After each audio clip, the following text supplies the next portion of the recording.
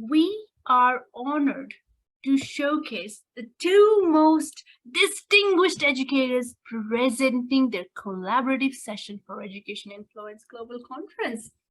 Firstly, Dr. Nagamani Krishnamurthy, representing India, is a passionate early childhood educator, researcher, trainer, educational psychologist, and life coach with 3 decades of experience in the education industry.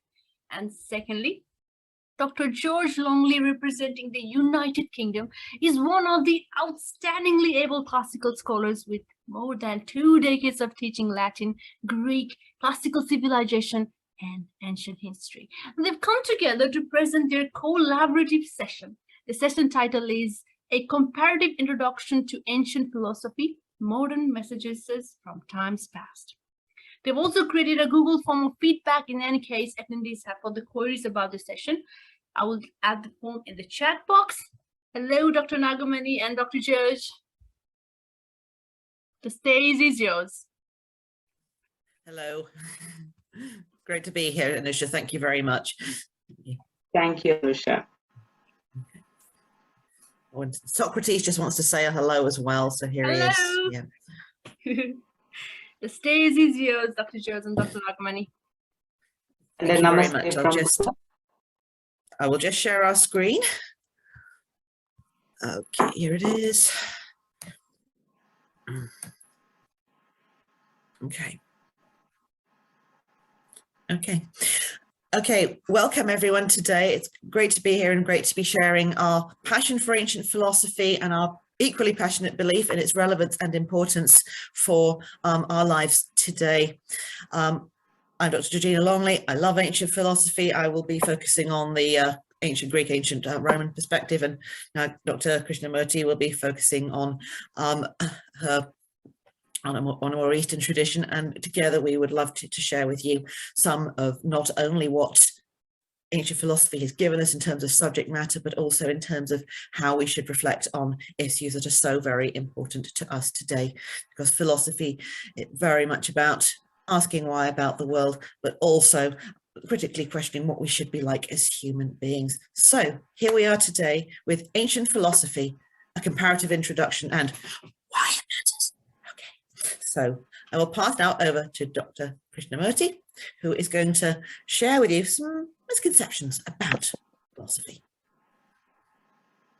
Thank you, George. And I wholeheartedly thank Gavin and Anusha for giving us this wonderful opportunity to present our concept. And I think I have been practicing introducing philosophy at a very young age in the early years. And I would like to share my experiences and also the idea of having one holistic philosophy across the globe. And that's why we are here together today. And so when I say the word philosophy, I think many people get this idea that it has to be something very serious and it has to be thought about when people are grown up and mature and they're able to critique about it or analyze what's going on. But I disagree. It cannot be a concept which has to be introduced at later stages in life, but it has to be nurtured from a very young age. Children are naturally curious and they are thinking individuals. We should not forget that. And if we are able to give them the idea of any human values or ethics from the philosophies across the world, I think we can get them engaged in a thought exercise and we can make them to come to conclusions about what is good and what is not, which is right and which is wrong. So we cannot overrule the fact that ancient philosophy is outdated in the present situation. It's not, because philosophers have experienced, explored the truths in life, and they have come to some conclusions at every single point of time in the past. And this could give us valuable guidance, valuable truths for the present, though it may not be directly relevant to the present context, we can make children to think about it and explore the idea to implement in their present day situation. So I think we need to get going with children when they are very young.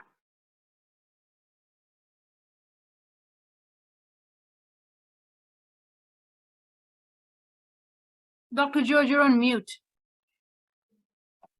Yeah.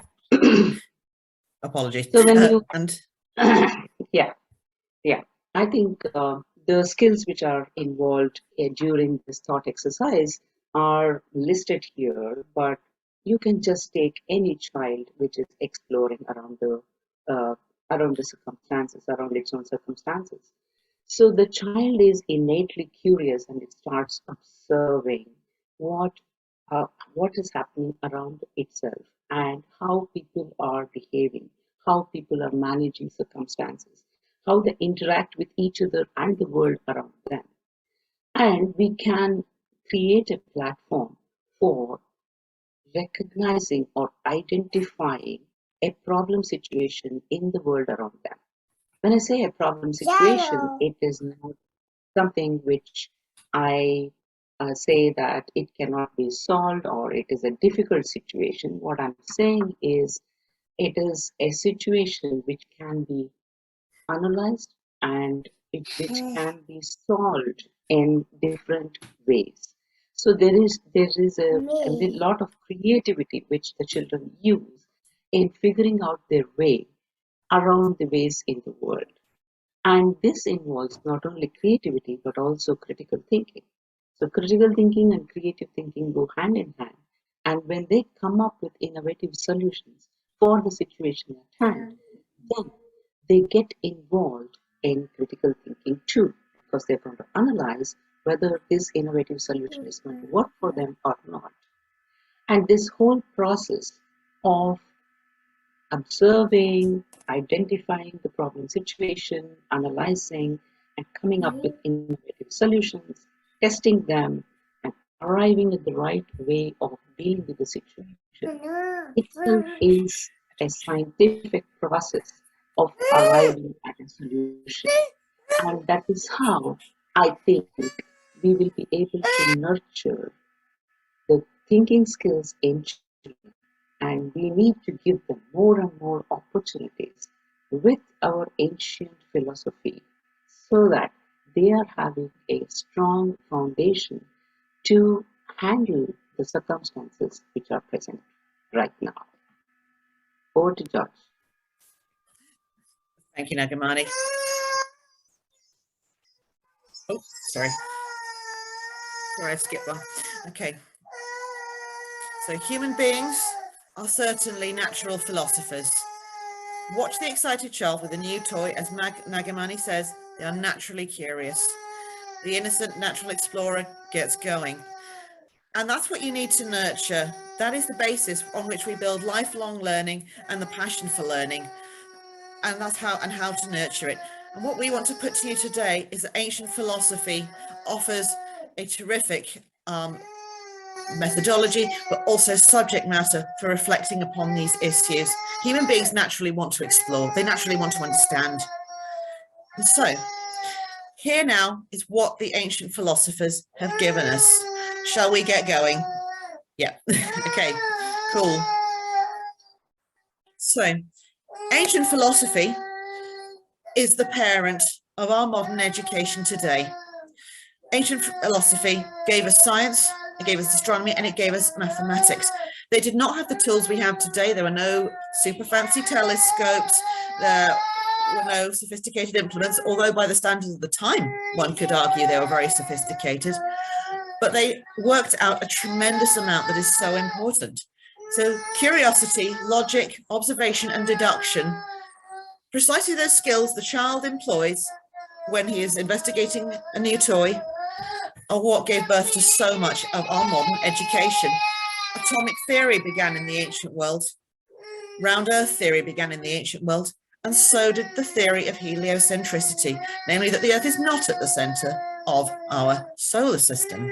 So let's have a little more closely, look a little more closely, I apologize, at these figures. Okay, so I'm going to start with atomic theory because it's one of my favorites. I'm not a physicist, but I just find it amazing that something that we would tend to think of as so modern in terms of its label actually is 2,500 years old, actually more. Key thinkers in this were Democritus of Abdera. He belonged to the 5th century BC.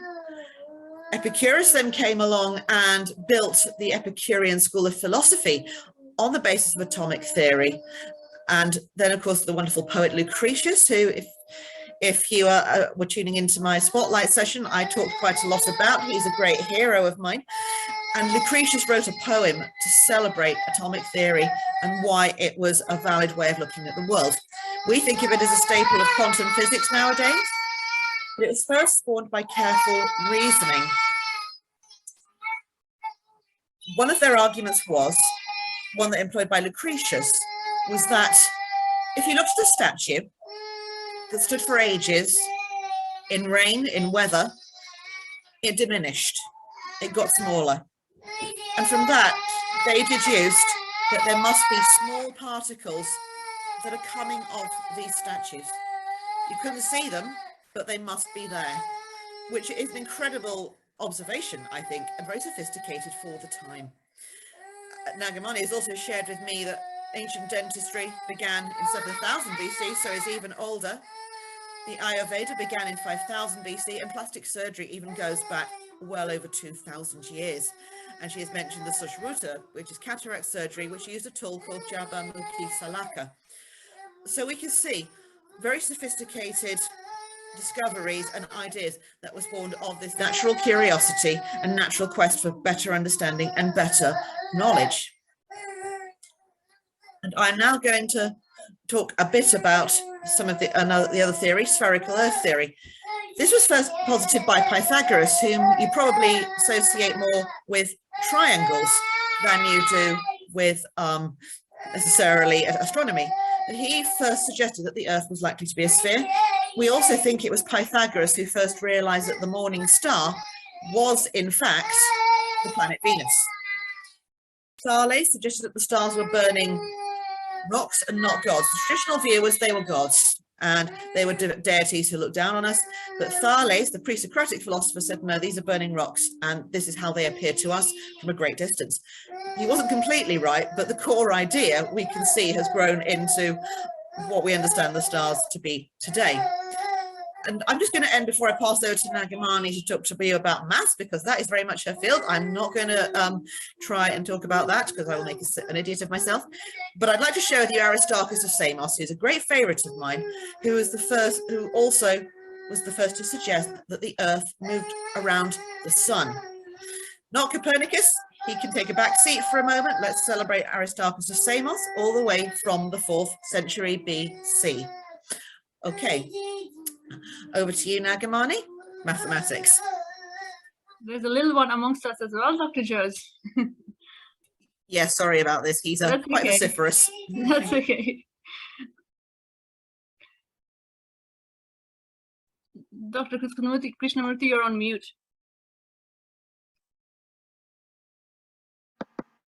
Sorry about that. Yeah, I think I said, I think the little one wants to talk about philosophy to all of us.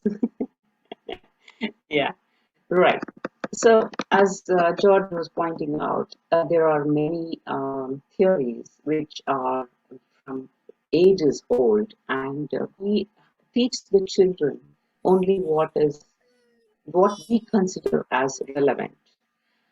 And to be frank, I don't think we have got a holistic approach of introducing the philosophers across the world or the historical origin of different concepts in different subjects. We come to a conclusion about the scientists or the philosophers whom we are going to present to the children, and we negate the others. For example, if you take the Pythagoras theorem, we all understand what is Pythagoras theorem, but it was first discovered by Baudhyayana in Sulabha Shastra Sutra. So Some of the things which are presented to the children are quite distorted, I must say, because we don't give them the actual facts of life.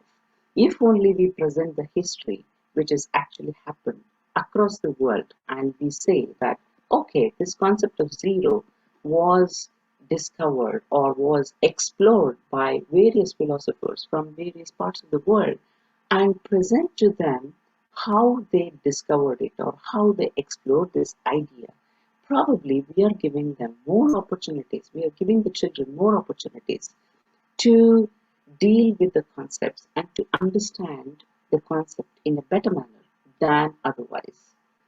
And if you take the way children are exploring the concepts today, we have a huge background and a huge history of all the concepts, and we take it forward from there. And it is a good idea to dwell in the past and consider how they were able to discover it for the first time. Because after inventing the wheel, getting into vehicles is not a big deal at all. It was the most important invention, and that made a breakthrough in transportation. And if you have to make children understand that there are some concepts which are very, very basic and fundamental to their learning today, then we need to present to them how different scientists across the world have explored ideas and have come to some conclusions about the concept itself.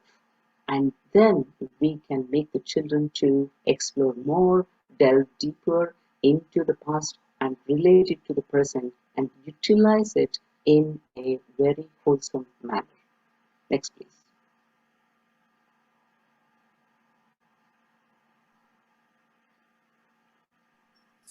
So the other side of philosophy is not just that, as Nagamani so beautifully outlined, is that it drives discovery, driven by our natural curiosity, but it is also part of the quest for better.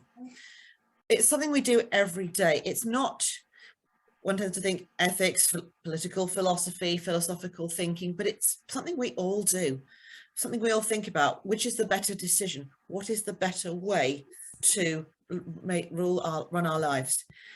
The ancient approach was much more holistic. It's not so divided into political philosophy, social philosophy, and different categories. It was very much all viewed as part of the same picture. Philosophy looked at how we conduct our lives at home, how we conduct our lives in public, not just whether you're holding office, but how you make decisions about your everyday life, decisions that affect us all. And as Nagamani highlighted at the start, this is very much something you want to make children aware of from a very young age, is how they reflect on such decisions. And I know she is brilliant at incorporating that into her junior and early years program. And this is very important. So philosophy is the quest for better, that it is very much about what is the right way to live? What is it to tell the truth? What is it to tell a lie? So sticking with ethics for the moment. Back to you, Nagamani. Yeah. So, I keep repeating that philosophy is not something which adults have to deal with. It is something which has to be incorporated in every young child's life. And I have been doing that for the past 16 years. And believe me, it is very easy to nurture human values and ethics very early in life because they are very open and receptive for any idea, good or bad. And that is the opportunity which I have taken to present to them various situations or various ways of learning values in such a way that children are able to experience on their own whether this is good or not. For example, when we want to teach them how to be caring to another child or to an adult or to their own parents at home, we cannot teach them by giving them some definitions and giving them some sentences to practice. Instead, if we are able to practically give them experiences where they are practicing to be caring, then they will definitely transfer these skills into any other area of life. And that's what I've been while with my young children at school. And in my nursery setting, what we do is we just give them opportunities to practice or experience practically what caring is, what social interaction means, and how they have to be caring for every aspect of their interaction with other children, with adults in their life, or with themselves. So we start very young. I'm talking about a 1.5 year old, 2 year old, where they are not aware of many things in life. And we think, as adults, we think that they are incapable of assessing the situation, or they do not have the ability to critically think and analyze the situation and act. But I think they are wonderful. As young children, they have tremendous capacity to think beyond our expectations. And they are capable of critically evaluating the situation and coming up with their own values. And all we need to do is present to them in such a way that they are able to explore, they are having the freedom to evaluate and share their opinions, and then we come to the conclusion whether it is good or bad. The minute we curb the freedom for children to express their opinion about an idea, then I think we are curbing their learning ability and curiosity, and they are not going to learn everything from the world around them. I think I saw a post by Gavin which said that recently that children do not have the freedom to question. Even questioning, they are not able to do it because children are curbed every step of the way, whether it is in the school or at home environment. We keep saying, do not ask too many questions. And that is not your concern now, you will learn it later. I think that's a bad idea because we need to give them every experience possible when they are very young and allow them the freedom of questioning, playing with it, exploring it, and sharing their opinions with the people around them. When they share their experiences or their opinions, it is the responsibility of the adults to drive them to the right direction. It is our responsibility. I'm not saying that they will always arrive at the right direction. They may be going in a different direction.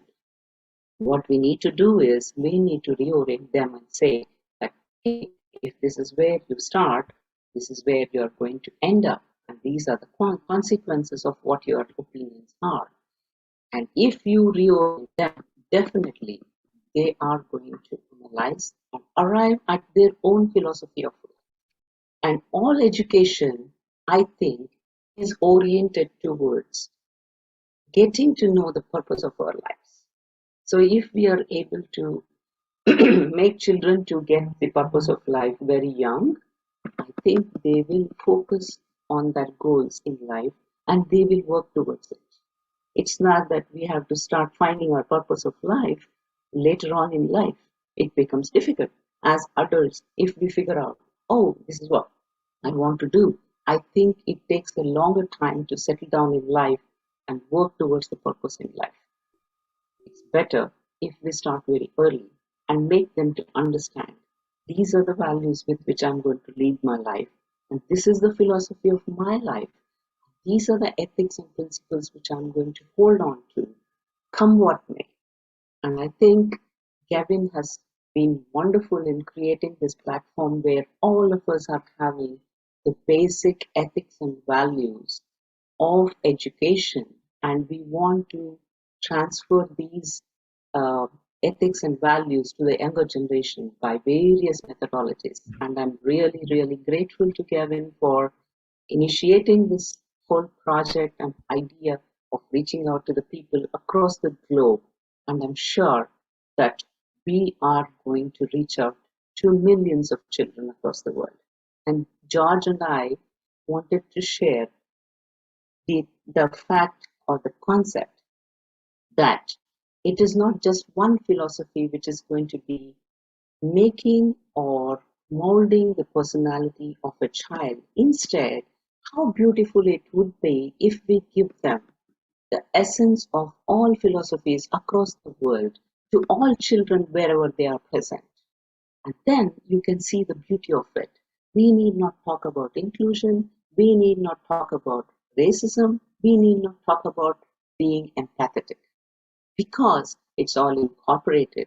I think everywhere, every religion or every philosophy has always been orienting towards being human and being good to each other. And together we are going to succeed. It's not that humanity is not going to survive individually. We are not just individuals, standalone individuals who can work alone and keep all the things to ourselves. We have to be giving and we have to embrace everybody and take them along with us in our path of life. And that's what this is all about. And that's why I said that when their children are young, I think if we are practicing, if we become the role models in practicing the human values and in practicing ethics in every activity which we do, definitely they imbibe those values because children are actors and they imitate. They imitate every value, they imitate every action, they imitate every decision making that we practice. So we need to be very careful in becoming the right role models. Over to you, George. Thank you very much, Nagamani. Absolutely right. And it's not just about starting young, that is extremely important. One thing I've also found from using ancient philosophy in critical thinking sessions or just bringing it into my lessons is that it creates a sense of perspective in children. They tend to think we're part, it's very easy for them to think we're part of a great modern age that's moving forward. We've got all this wonderful technology. All that's far back in the past. They were different then. They thought differently.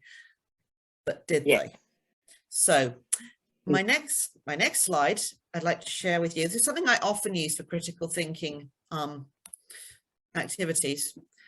And I'm just going to read it now. I tried to persuade each of you to care for himself and his own perfection in goodness and wisdom, rather than for any of his belongings, and for the state itself, rather than for its interests, and to follow the same method in his care for other things. When I put this before a class of year 11, so they were 15, 16, I said, what do you think this thinker is saying? They said it's someone talking about consumerism. We've lost sight of making ourselves better people. I said, yeah, I think that's exactly what it's about. And I then said, who do you think this is? Some of them thought it was quite recent because for its belongings and for its state itself, it chimes very nicely with talk about achieving work-life balance, not worrying so much about achievement, focusing on the person and one's well-being. One smart kid said, as it's you, Dr. Longley, I'm guessing it's somebody rather old. I was like, well, thank you very much. And yes, he was absolutely right. It is Socrates. Socrates said this in the context of his defense speech before an Athenian court, saying he never tried to corrupt anyone. He was simply trying to make you drive your inner quest to be the best person that you can be, not to achieve as much as you can, not to earn the most money, not to say you put on a better play than your other fellow citizen or you built a bigger ship for Athens than your fellow citizen did. That's not what it was about for him. And he suffered for it. And that's another thing I think is wonderful about philosophy, but also very sobering, is it's encouraged people like Socrates to be daring, to say what they believe to be right, even if it makes them unpopular, standing up for what you believe in. And I think this is very much something that Nagamani and indeed all of us on educationinfluence.com believing is we are standing up for something we believe in by being members of this platform and making education, global education, a reality. That's part of our philosophy. And so what I want to show you by this is not just it's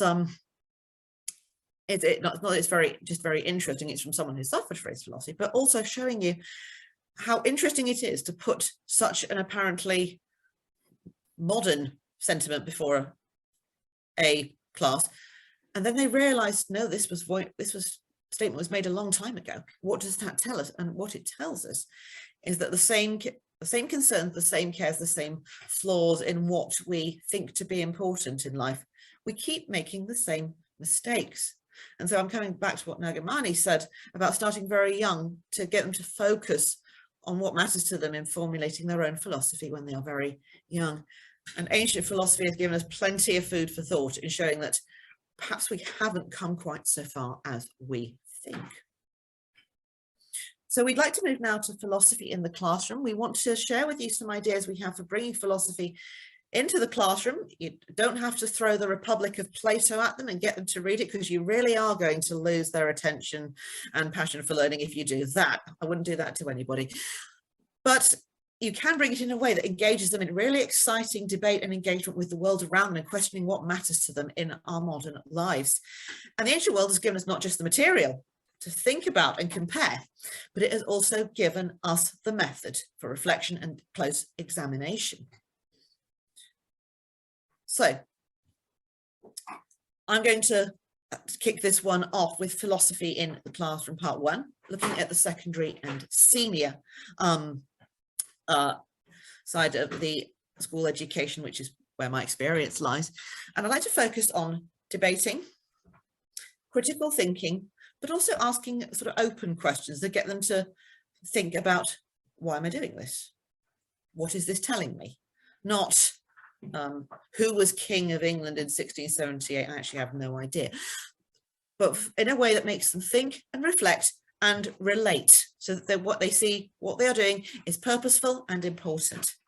And it helps them to see the relevance of the big questions to the everyday and relate what they are learning to their lives and why it matters. So I'm going to go back to Socrates. Yes, yeah, you're getting a billing, it's fine. Okay, so the Socratic method, one of my favorite bequests from the ancient world. You question, you debate, you critique, and you reflect.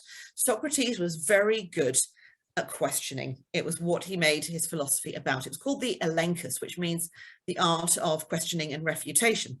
Now, Socratic dialogues often ended in what was called an aporia, which means you were often left thinking, oh, I haven't got a clue what any of this is about anymore. And it ended in a bit of a despondency with no conclusions. Well, we don't want them to necessarily end up thinking that, but we do want them to get into the habit of not accepting everything they're told first time, thinking, why has a belief become so strong? Is it right? If not, why not? So here are some of the ways I've incorporated this into my my teaching. Debating groups. And the great thing about this is the flexibility. And I do this not just in debating, which is an activity I help run in all the schools that I've taught in, but also just get them, have class debates within your own subject. It's brilliant. So you don't need to have just formal debates where you've got 3 aside, someone's the opening opposition, someone's the opening proposition, but you can have really cool group activities. I remember once doing rights with actually a debating group, and what had come up in the lesson was that they'd been talking about rights in a debate, in a public debate, and someone said, well, what are rights? You know, saying it's a right is not enough. We need to understand where these rights come from. And the way I got them to think about this was I gave them an account written by an ancient historian who was also a philosopher about how society and social ties begin. And they said, oh, is this the origins of rights? They didn't know who it was. And I said, what makes you say that? And they said, well, the point is we've got certain needs that need fulfilling. It's not just about fulfilling our needs for protection, food, water, but also our social needs. When we feel hurt, we want someone to identify with us, we want someone to empathize with us, and we want our freedoms to be protected. And I said, absolutely, that's what rights are. They are defending our right for our needs to be protected and exercised. And so you can use ancient philosophy in a wonderful way to make them reflect on a modern issue, and then make the comparison when you reveal that it's an ancient source that you've thrown at them. And now I'd like to thank Nagamani for this one, which is not one I've tried, but I think it's brilliant. It's called the hot seat, where an individual is cast as the persona of a famous historical figure, and then you question them. And they have to get into the persona of that historical figure and think, well, why did they do this? how can that be justified? And they are then questioned and they are pushed, they are interrogated about what they have done and why. And I think this is great for them relating history to their own society, because then they are thinking, well, we wouldn't do that now. Why did you do it then? So they're thinking all the time about the important questions that we can learn from history, that we can learn from the past. And that's precisely why we want to bring ancient philosophy to you today. Okay, so open questions. So why does the history of discovery matter? I mean, why does knowing about Lucretius matter for physicists, for example? Not a question I intend to ask here, but some would say, well, we've moved on since and it doesn't matter at all. But let me put this to you. Do we get too complacent by thinking, oh, it's modern, we've moved on, now now humans are better? And I would argue, I think we do have a tendency to think that.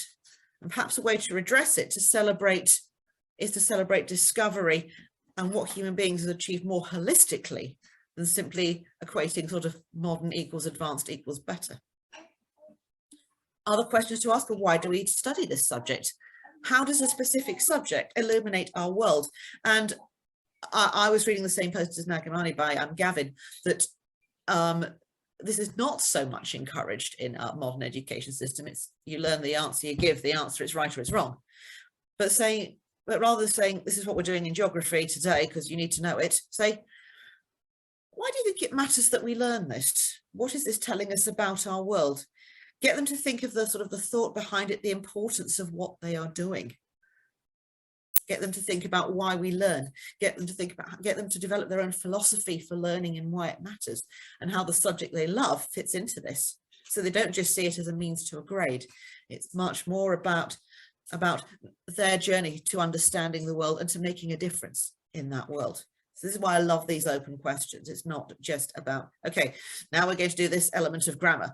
You've lost them completely by then, especially at 9 in the morning. Remember that well. Okay.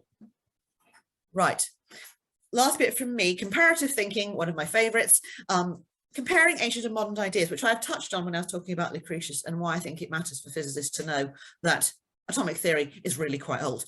One trick I like here is I give them a passage, I remove all the references that show it's an ancient text and get them to sort of think about what it's saying. So they look at the text rather than they're trying immediately to think who it is. Because then they evaluate the ideas. They don't just think, oh, this is ancient, it's old, it's relevant, it's past it. And a particular favorite of mine that I shared with a group once who, it was just an informal critical thinking group who got together on one Friday evenings after school had finished. I gave them a passage by a historian and philosopher, which made an analogy between history and medicine.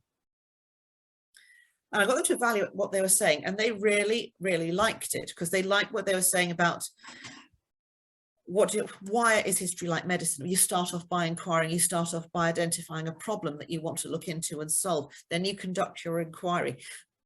Then you do your research and your background, and you do your research in your background. And only then are you able to assess that problem, break it down and offer some kind of solution. And this is the same with history. You have to gain the whole picture before you think, what lesson can I take from this topic that I'm studying? And that is applicable to any topic, not just history, be it geography, be it language. Why am I studying it? What is this encouraging me to learn? And the best bit was when nobody guessed it was an ancient text, and they were absolutely astounded when it was. They all thought it was much more recent. But I think what this shows is the importance of not allowing these ideas to be consigned to the dim and distant past, because they are so good for provoking and eliciting that kind of thinking that Nagamani and I both love encouraging in our children, to relate their learning to the wider world around them and how it is relevant and how they can therefore make a difference, whatever age we are doing it at. Okay, Nagamani, the stage is all yours for the primary and junior philosophy in the classroom. Over to you. Thank you, George. Thank you, George. That was wonderful. And I would like to add a note for the hot seat. I have conducted this hot seat with the teenagers, and believe me, they come up with brilliant ideas, It's just that we need to um, ask them to take on the person of anybody whom they like or whom you want to discuss about, and then ask them to behave in the same way what they did, what that person did in that context.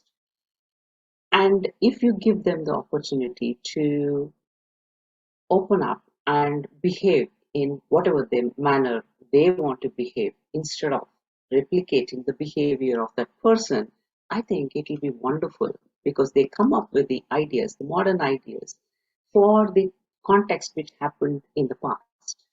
And I think history repeats itself, right? So we have situations which are getting repeated every now and then in different forms and different ways.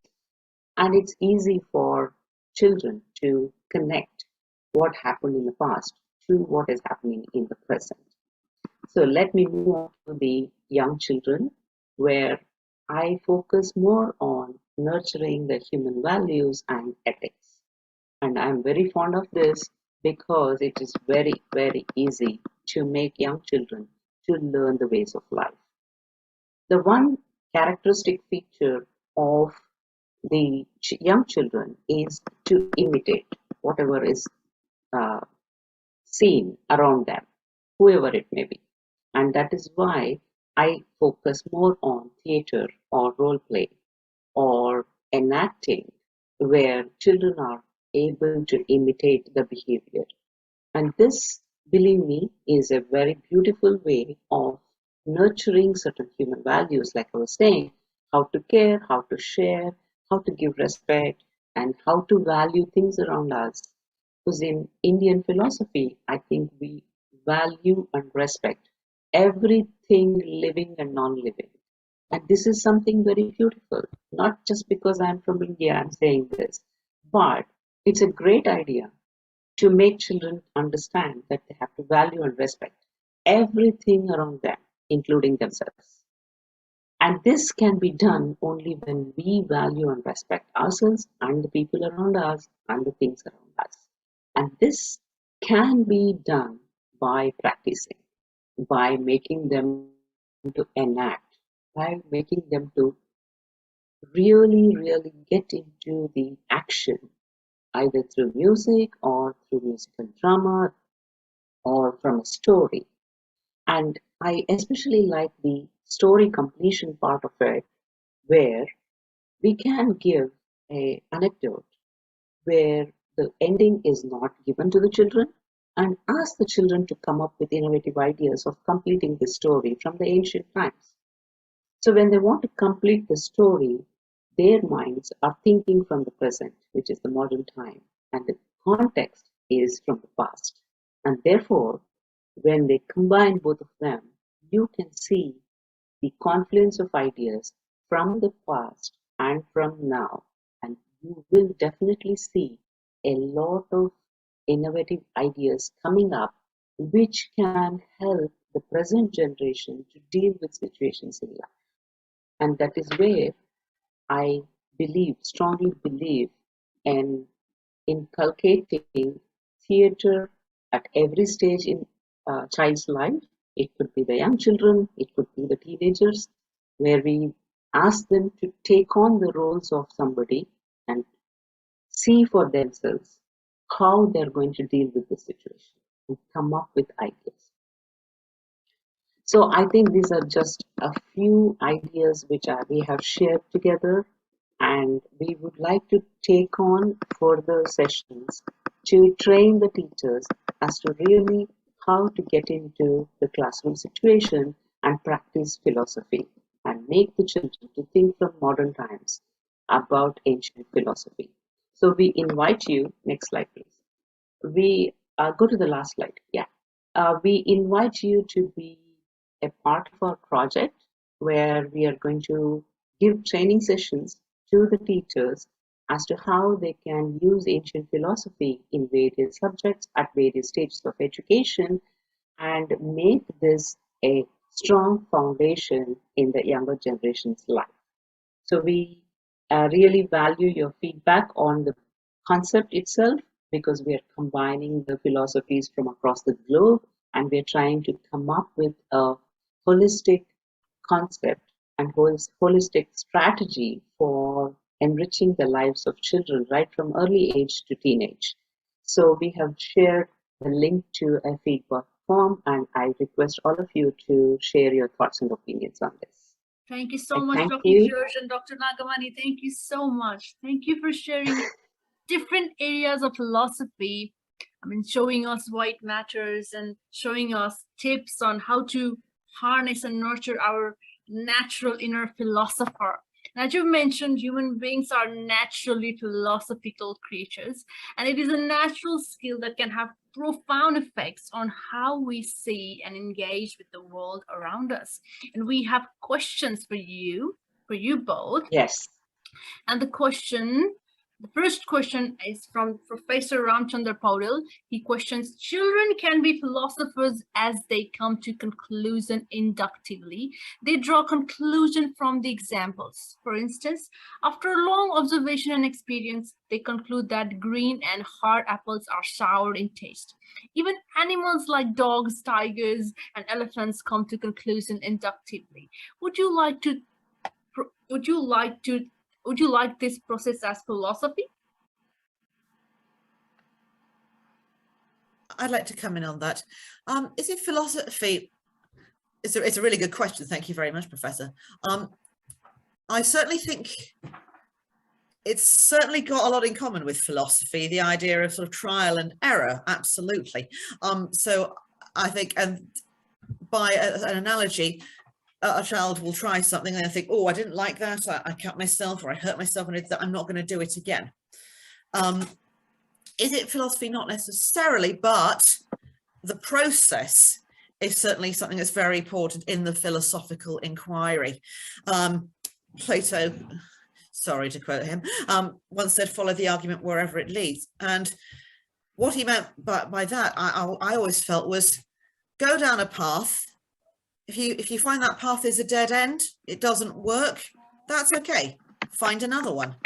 Just like the child who says, I can't put my train track together like this, because that's exactly what my son is doing right now. We'll say, what if I turn the piece round? I'll find another way of putting them together. So there is certainly a very important similarity there, and it's that basic ability to try, judge, amend, conclude that, as you say, animals do as well. I'm sure Aristotle would have said, but we've got this thing called power of speech and reasoning, which enables us to take it further. But yes, that sort of basic process is certainly a very important part of philosophizing, I think, is where I'd come in on that. So thank you very much for your cool question. Thank you, George. Thank you, Dr. George. We have Alexander. He questions, I have a question, please. In what ways can teaching professionals analyze the ways in which young school-aged children experience life and the world at large? Okay, I would like to take that question. Yeah. If you are a teacher, you are an observer, right? We keep observing the behavior of children in different contexts, and I think by observing the child in different contexts, you will be able to understand the philosophy which runs this child's life. So I guess you need to be a very good observer to come to conclusion about what drives this child in life. Is it ethical behavior? Is it something else? Is he honest? Is he sincere? Is he truthful? Is he practicing all the human values or not? What distracts him, and why does it distract? If you notice, I think you will be able to understand from his tangible behavior, you will be able to come to a conclusion as to how this child is being driven. You want to add something, George? Yeah.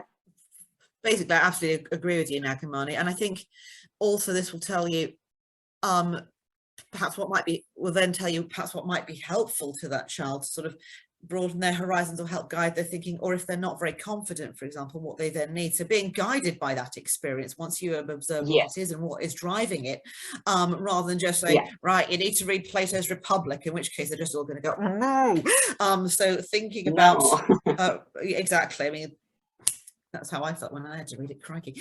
So yeah, being guided by what is going to be helpful to them. And that may not be necessarily just giving them what they like. So for example, if you've got someone who's very sort of grade driven and very, I want to get a really good job out of this, then okay, you will help them achieve that, but you will also try and foster a sense of connection and context with the world as well. So absolutely learning what drives those pupils is very, very important. So yeah, that's just what I want to add. It's just building on what you said, really. So thank you. Thank you so much. Thank you so much, Dr. Jose and Dr. Nagamani. And we have a question from Umar Minhaji. She questions, I have a question that the behavior of child changes to a great extent during adolescent years, and the perspective has great influence of what is going on around them and their experiences. Can you suggest what a teacher of adult learners do to revive or make them remember these philosophies, or maybe how to inculcate these values to adult learners if they do not have ideal situations in their life? Simulation. Simulation is a technique which works wonderfully well, because teenagers, or anybody for that matter, even young children, they don't, as adults, we don't like to be pointed at for a particular kind of behavior. Instead of taking the example of their own behavior, you just project it on somebody else and make them to be XYZ, and take the context on X and ask this teenager to be X and behave in a particular manner. When they start behaving in a particular manner, you can know whether it is in the right direction or not. And that is where you have to facilitate the thinking of the adolescent in the right direction.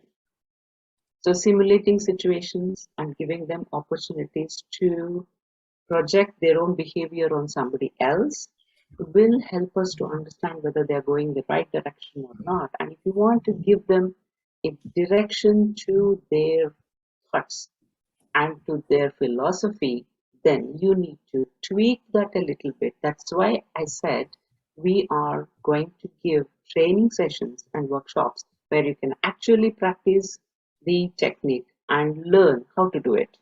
So then, since the time is short, I'm just briefly telling you that simulation is the answer for that. Yeah. Thank you. Thank you so much. Thank you so much, Dr. Jose. Dr. Krishnamurthy, do you have something to add, Dr. Jose? I'd just like to add, again, I agree with what Nagamani said. Another problem I find a lot of teachers face, and indeed I faced myself as a teenager, is confidence. So it's a period where you end up sort of almost overthinking yourself to the point where you actually start to think, am I any good at this? What should I do? And so I think back to this idea of learning about sort of what is upsetting them, what is making them underconfident, and saying, well, you love that, and using, you know, what they love to sort of as a kind of way out of that, a way to regain their confidence, a way to build on that, as you say, stimulation. And in their case, they're probably finding a sense of direction of what subjects they like, and so offering them a channel they can think, hey, this is working for me. So again, it's tuning into the pupil. It's not saying this is the syllabus, so to speak. Just a short addition from me there. Thank you, Dr. George. And we do have another question, from Sandeep Vinayakar, and he writes, how to alert and safeguard teenagers from consequences of resorting to wrong temptations without hurting their ego, self-confidence. I think, if I can come in first, if that's all right. Yeah, sure. I think the thing is getting them to, here I think sort of one of my analogies, activities would work quite well, is if you give them, perhaps if you gave them a dilemma, some kind of moral dilemma for a play or something like that, and get them to unpick it and say, I don't know, maybe it's, let's just take Othello, for example. What would have stopped Othello from his paranoia driving him to kill Desdemona in the end? He shouldn't have done it. but what drove him to do it, what will stop him doing it, and get them to reflect on how to know when they're going beyond a certain point, even however understandable that emotion might be, and the temptation that's put in the way that's fueling it. How do they then arrest it?